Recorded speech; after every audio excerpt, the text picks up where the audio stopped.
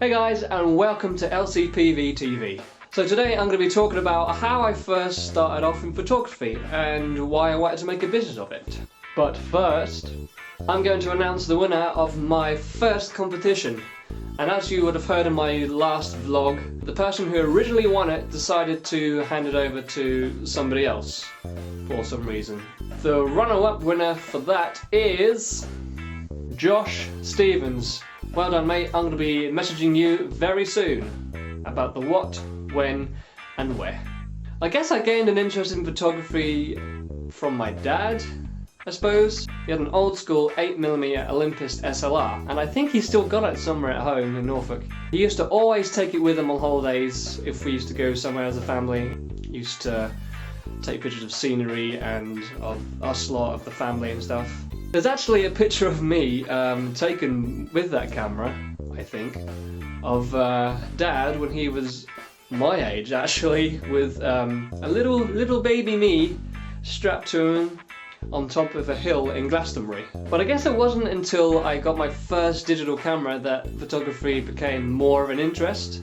I got my first camera 10 years ago, I think. Yeah, 10 years ago, and it was one of them really huge brick digital cameras. It was second hand, but it was awesome anyway. The screen was like that big. It was really quite heavy as well. Holding it was like trying to hold a brick to your face. But I loved it. I absolutely loved using the camera. Didn't actually know I was any good at photography. I thought, oh, I'll just get a camera. You know, just take pictures when I'm on holiday and just random things, just not taking any notice of any settings or anything, just point and click. I actually have a picture somewhere that I actually took with that camera. See if I can find it. Here it is. This is the picture that I took with that camera. That is in Dovedale in Derbyshire. I didn't actually think that it was any good. I thought it was just a standard like holiday touristy shoot. But my parents, being really supportive, thought it was a really good shot. Put this back on here for a second. Yeah, that'll do. So with that, my parents thought that I had a natural flair with photography. But I never actually thought myself that I was any good. So I thought that photography was just going to be a hobby. I didn't actually think I would, in 10 years' time, be trying to set up a business with it. So all the way through to the ending years of high school, college and then university, I was kind of indecisive about what I actually wanted to do with life as a career. I first wanted to try and get into game reviewing, running game reviews for like newspapers and websites. That kind of got mothballed. I guess I tried to submit one to a local Norfolk newspaper, but I didn't know how I was going to go about that. I did post some online, but I never really took much notice of what would be happening to them, so I kind of scrapped that idea. Then with college and university, I kind of gained a real big interest in movie making. I made some films with my best mate Ryan. I guess they were just kind of messing around films, didn't really have much planning or effort into them. Just kind of being silly in front of the camera, I suppose.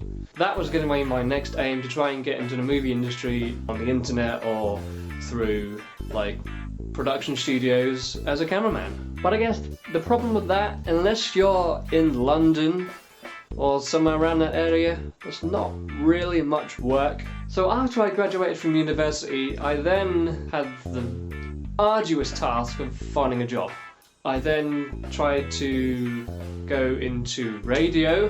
I was actually living in Doncaster at the time, and there was a local radio station not too far away, so I asked them, and they actually had some courses that I could do. So I registered for that course in the next year after that, in 2012. Then I actually had the opportunity to submit a show for them, and they really liked it, but because they were a volunteer-only studio, and as I moved back into Lincolnshire and the radio station was in Doncaster, I didn't really think it was going to be worth it unless they would pay me.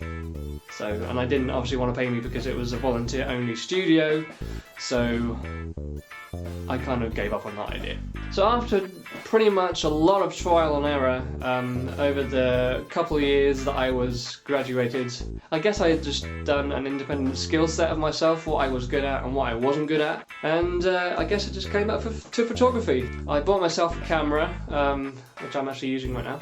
I took some pictures of my cats, of where I live, which is quite scenic, and I set up my Facebook page, and about a year later, here I am. I've got about 114 likes and steadily increasing, and I'm getting a few jobs here and there.